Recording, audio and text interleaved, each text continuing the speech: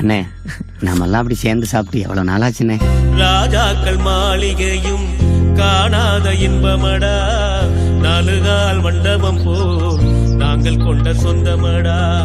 ராஜாக்கள் மாளிகையும் காணாத இன்பமடா, நாலுகால் மண்டபம் போல் நாங்கள் கொண்ட சொந்தமடா.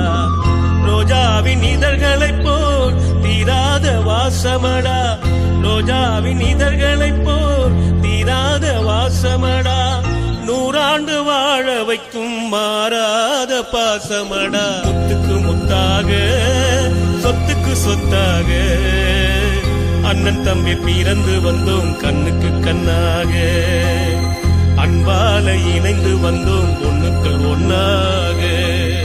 போ சீக்கிரம் கொடுத்துட்டு கிளம்பணும் போடி.